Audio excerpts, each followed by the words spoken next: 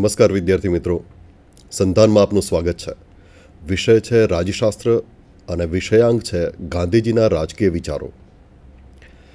તો આપણે આજે ગાંધીજીના રાજકીય વિચારો પર ચર્ચા કરીશું. મોહનદાસ કરમચંદ ગાંધી, ભારતના રાષ્ટ્રપિતા, એમણે દુનિયાના રાજકારણમાં કેટલાક નવા પ્રયોગો કર્યા, કેટલાક નવા પોલિટિકલ ટૂલ્સ લઈને આવ્યા, જેમ કે સત્ય અને અહિંસા, સત્યાગ્રહ. આ નવા રાજકીય સાધનોનો પ્રયોગ રાજકીય ક્ષેત્રે કર્યો એમણે, અને એ પણ સફળ પ્રયોગ કર્યો. આ પ્રયોગ પાછળ એમનું શું તત્વચિંતન હતું, એ વિશે, એમનું શું વિઝન હતું, એના વિશે આજે આપણે જાણીએ. ગાંધીવાદ શું છે? પહેલો પ્રશ્ન એ થાય, તમે ઘણીવાર સાંભળ્યું છે કે ગાંધીવાદી છે, આ ગાંધીવાદી વિચારો છે, ફલાણો વ્યક્તિ ગાંધીવાદી છે. આ ગાંધીવાદ શું છે? તો ગાંધીજીએ પોતે જ એમ કહેલું છે કે ગાંધીવાદ જેવી કોઈ ચીજ નથી. હું મારી પાછળ કોઈ વાદ મૂકવા માગતો નથી. જેમ માર્ક્સવાદ છે એવી રીતે ગાંધીવાદ નથી, કારણ કે ગાંધીજી પોતાના જે વિચારો છે એના પર કટ્ટર નહોતા કે આ જ સંપૂર્ણ સત્ય છે, બીજું સત્ય હોઈ જ ના શકે, એવું એ માનતા નહોતા. એમ કહેતા કે મારા વિચારોમાં હું કાલે જ પરિવર્તન કરી શકું છું. મારા વિચારોનો અભ્યાસ કરનારે મારા છેલ્લા વિચારોનો જ અભ્યાસ કરવો, એવું એમણે કહેલું. એટલે ગાંધીવાદ જેવો કોઈ વાદ નથી, એમ બાપુ પોતે બોલેલા. છતાંય રાષ્ટ્રીય અને આંતરરાષ્ટ્રીય સમસ્યાઓ ઉકેલવા માટે ગાંધીજીના કેટલાક પોતાના સિદ્ધાંતો હતા. ગાંધીજીની પોતાની કાર્યશૈલી હતી. આ જે એમની કાર્યશૈલી અને સિદ્ધાંતો છે એ બધાનો જો સમુચ્ચય કરીએ તો એક વિચારધારા નજર આવે છે, અને એ વિચારધારાને ગાંધીવાદ કહી શકાય. ગાંધીવાદમાં સૌથી અગત્યની વસ્તુ એ છે કે રાજકારણનું આધ્યાત્મિકરણ કરે છે. એ પહેલાં ગોખલેમાં આપણે જોઈ ગયા કે ગોખલે પણ રાજકારણનું આધ્યાત્મિકરણ કરવા માગ્યા છે. ગાંધી પણ રાજકારણનું આધ્યાત્મિકરણ કરવા માગ્યા છે. ગાંધી એમ કહે છે કે ધર્મ વિનાનું રાજકાજ દુર્ગંધમય છે, આ એમના શબ્દો છે. અને રાજકાજ વિનાનો ધર્મ અર્થહીન છે. મારે મન ધર્મ એટલે માનવ કલ્યાણની પ્રવૃત્તિઓ. જે માણસ ઈશ્વરને પામવા ઈચ્છતો હોય એ આ માનવ કલ્યાણની પ્રવૃત્તિઓ એટલે કે રાજકારણ કર્યા વિના કેવી રીતે રહી શકે? એ રાજકારણનો પણ એમ જ કહે છે કે રાજકારણ એટલે લોકસેવા, દરિદ્ર નારાયણની સેવા કરવી, લોકોની સેવા કરવી, એ રાજકારણ છે. અને ધર્મનો પણ હેતુ એ જ છે, ઈશ્વરની પ્રાપ્તિ લોકોની સેવા કરીને કરવી. અહીં બાઇબલની અસર આપણે જોઈ શકીએ છીએ. તો સ્પિરિચ્યુઅલાઇઝેશન ઓફ પોલિટિક્સ, તો એ રાજકારણનું આધ્યાત્મિકરણ કરે છે અને આધ્યાત્મને લૌકિક બનાવે છે કે આ સૃષ્ટિમાં તમે માનવજાતની સેવા કરીને જ ઈશ્વરની પ્રાપ્તિ કરી શકો, એમ એમનું માનવું છે. ખરેખર તો ગાંધી એક આધ્યાત્મિક સંત છે. એમના જીવનનું અંતિમ ધ્યેય ઈશ્વરનો સાક્ષાત્કાર કરવો એ છે. પણ ઈશ્વર સુધી પહોંચવા માટે રાજકારણમાં આવે છે, લોકસેવામાં આવે છે. એ કહે છે કે રાજકારણમાં આવ્યા સિવાય, લોકસેવા કર્યા વગર ઈશ્વરને પામી શકાય નહીં. માટે હું રાજકારણમાં આવું છું. રાજકારણે આપણને એક સાપણની જેમ ભરડો લીધો છે, આ ગાંધીના શબ્દો છે, અને હું એ સાપણની સામે ઝઝૂમવા માગું છું. માટે હું રાજકારણમાં આવું છું. સત્ય અને અહિંસા ગાંધીવાદી ચિંતનના આ બે મૂળ આધારો છે. પ્રશ્ન એ થાય કે સત્ય એટલે શું? તો ગાંધીએ કહ્યું કે સત્ય એટલે અંતરાત્માનો અવાજ. મારે મન સત્ય એ જ ઈશ્વર છે. અંતરાત્માનો અવાજ એટલે સત્ય, પણ શુદ્ધ થયેલા અંતરાત્માનો અવાજ. જો તમારો અંતરાત્મા પવિત્ર હોય, શુદ્ધ હોય, તો એ સત્યને ઝીલી શકે છે. અને પછી જે અંતરાત્માનો અવાજ છે એ સત્ય છે. સત્યનો જય થાવ, મારા જેવા હજારોનો ક્ષય થાવ, આ ગાંધીનું વિખ્યાત વિધાન છે, તમે જાણો છો. બીજો શબ્દ છે અહિંસા. ગાંધી કહે છે કે અહિંસા એ સત્ય છે. જીવનને ટકાવનારી શક્તિ છે અહિંસા. અને દુનિયાભરના જે શસ્ત્રો છે એના કરતાં અહિંસાની તાકાત વધારે અસરકારક છે. અહિંસામાં રચનાત્મક તાકાત રહેલી છે. અહિંસા એ જીવંત શક્તિ છે, ગાંધી એમ કહે છે. અને અહિંસા એ માનવ જીવનનો, સમગ્ર જીવનનો એક આધાર છે. અહિંસા વગર સૃષ્ટિ ટકી શકે નહીં. માટે અહિંસા એ સત્ય છે. સત્ય અને અહિંસા એક સિક્કાની બે બાજુ છે, એમ એમનું કહેવું છે. એક વખત એમણે એમ પણ કહ્યું કે અહિંસા એટલે વિશુદ્ધ પ્રેમ, સમગ્ર માનવજાત માટેનો પ્રેમ, એ અહિંસા છે. જ્યાં પ્રેમ હોય ત્યાં ક્ષમા હોય જ, અહિંસા હોય ત્યાં ક્ષમા હોય જ. એટલે સત્ય અને અહિંસા આ બંને ગાંધીવાદી ચિંતનમાં માળામાં દોરો હોય એમ સતત જોવા મળે છે. એની દરેક પ્રવૃત્તિઓમાં, દરેક વિચારોમાં, દરેક આંદોલનમાં સત્ય અને અહિંસા એકબીજાની સાથે વણાયેલા જોવા મળે છે ગાંધીવાદી ચિંતનમાં. એટલે આ એનો આધાર છે, એનો પાયો છે.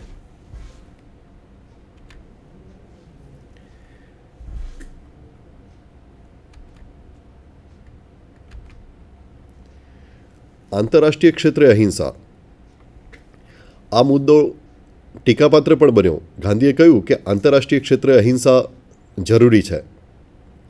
અહિંસાનો ઉપયોગ, સત્ય અને અહિંસા બંને સાધનોનો ઉપયોગ તમે વ્યક્તિગત જીવનમાં, સંઘોના જીવનમાં, રાષ્ટ્ર અને સમુદાયના જીવનમાં અને આંતરરાષ્ટ્રીય ક્ષેત્રે કરી શકો. વ્યક્તિને બે અંતરાત્મા ના હોઈ શકે. એક વ્યક્તિગત સામાજિક અને બીજો રાષ્ટ્રીય કે રાજકારણમાં ઉપયોગમાં આવે એવો. કહે છે કે તમામ પ્રકારના જીવનમાં, જીવનના તમામ સ્તરે, વ્યક્તિગત જીવનમાં, સામાજિક જીવનમાં, રાષ્ટ્રીય અને આંતરરાષ્ટ્રીય જીવનમાં એક જ પ્રકારની નૈતિકતા હોઈ શકે. બે અલગ નૈતિકતાઓ ના હોઈ શકે કે વ્યક્તિગત જીવનની નૈતિકતા છે અને જાહેર જીવનની નૈતિકતા. એ બે અલગ હોઈ શકે નહીં. ગાંધી એને સ્વીકારતા નથી. ગાંધી કહે છે કે જાહેર જીવનની ને વ્યક્તિગત જીવનની નૈતિકતા એક જ હોય અને સત્ય અને અહિંસા એની સાથે જોડાયેલા છે. જેમાં સત્ય અને અહિંસા નથી એ નૈતિક નથી. માટે આંતરરાષ્ટ્રીય ક્ષેત્રે, આંતરરાષ્ટ્રીય જે વ્યવહારો છે એમાં પણ આ મૂલ્યો જોવા મળે છે એમના વિચારોમાં અને વર્તનમાં પણ. એક વિડીયો ક્લિપિંગ જોઈએ.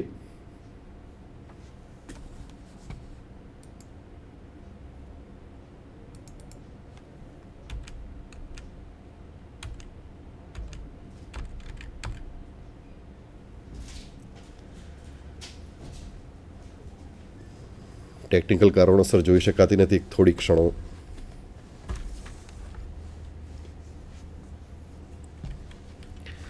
તો આ વિડીયો ક્લિપિંગમાં તમે જોઈ શકો છો ગાંધી આંતરરાષ્ટ્રીય બાબતોમાં પણ કહે છે કે પ્રેમ અને અહિંસા એ જોવા મળે છે. ગાંધી અંગ્રેજોના કટ્ટર વિરોધી કહી શકાય ભારતમાં, કે અંગ્રેજો ભારત છોડો આંદોલન ચલાવ્યું, છતાંય અંગ્રેજોનો પ્રેમ અને આદર એમણે ખૂબ જ પ્રાપ્ત કર્યો. એ કહેતા કે અંગ્રેજો સામે આપણને વાંધો નથી, પણ અંગ્રેજોની જે સામ્રાજ્યવાદી નીતિ છે, જે શોષણ છે, એની સામે વાંધો છે. માટે અંગ્રેજો ભારત છોડો. એમણે જે ભારતમાં સામાજિક વિખંડન કરે છે એની સામે ગાંધીને વાંધો હતો. અને એ સત્ય અને અહિંસા દ્વારા રજૂ કરે છે. અહિંસામાં એ ખાસ ધ્યાન રાખે છે કે સામેની વ્યક્તિના અંતરાત્મા પણ દુઃખી ના થવો જોઈએ. ગાંધીનું એક પ્રખ્યાત વિધાન એ પણ હતું કે દરેકના હૃદયમાં રામ વસે છે. જેમ આપણે રૂસો અને હોબ્સનું માનવ સ્વભાવ વિશેનો જે ખ્યાલ જોઈએ છે, કે રૂસો કહે છે કે દરેક મનુષ્ય સ્વભાવે ઉમદા છે, એક સજ્જન છે, પરિસ્થિતિ વશ જ એ ખરાબ બને છે. જ્યારે હોબ્સ એમ કહેતો કે દરેક મનુષ્ય સ્વભાવે હિંસક, લુચ્ચો, સ્વાર્થી ને આક્રમણખોર છે અને ભયની ભાષા જ સમજે છે. આ હોબ્સના અને રૂસોના માનવ સ્વભાવ વિશેના ખ્યાલો જુદા હતા. ગાંધીનો માનવ સ્વભાવ વિશેનો ખ્યાલ એમ છે કે દરેક મનુષ્ય સ્વભાવે અહિંસક છે અને પરિસ્થિતિ વશ જ એ હિંસક બને છે.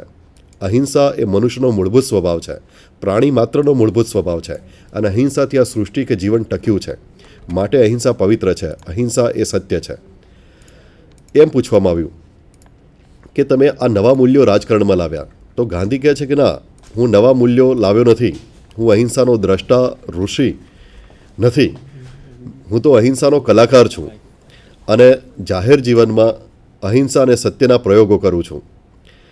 એમણે આજીવન સત્ય અને અહિંસાના પ્રયોગો કર્યા છે, નહીં કે એના દ્રષ્ટા છે અથવા તો એના રચયિતા છે. ગાંધી કહે છે કે સત્ય અને અહિંસા એ આ પહાડો જેટલા જૂના છે. હું તો એનો માત્ર પ્રયોગ કરતા છું. વિડીયો ક્લિપિંગ જોઈએ.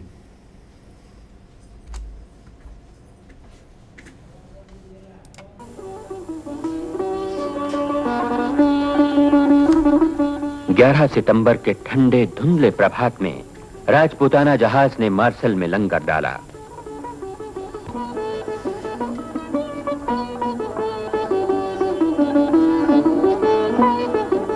हिंदुस्तान के आध्यात्मिक दूत ने जब युद्ध त्रस्त यूरोप की धरती पर कदम रखा तो गांधी जिंदाबाद के नारों से उनका स्वागत किया गया.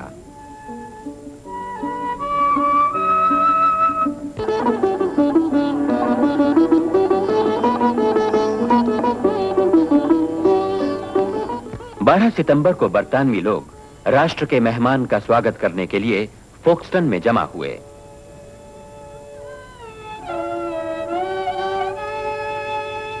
आने वाली समस्याओं के विचारों में डूबे हुए गांधी जी जहाज से उतरे। मैं यहां हिंदुस्तान के स्वामान की रक्षा और सत्य का समर्थन करने आया हूं, क्योंकि मेरे लिए यह जीवन का मुख्य सिद्धांत है।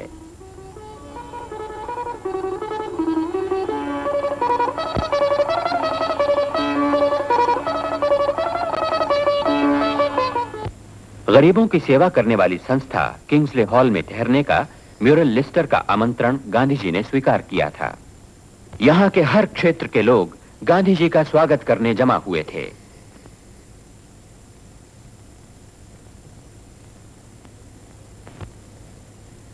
अपने मोहल्ले के खास मेहमान की खातिर करने फल बेचने वाला परली किंग अपने बेटे बेटी को लेकर वहां आया। गांधी जी ने उनके लाए हुए बढ़िया संतरे स्वीकार करके धन्यवाद दिया। Take the orange, yes. Thank you, thank you, thank you. Why take only one? I take two. Kill.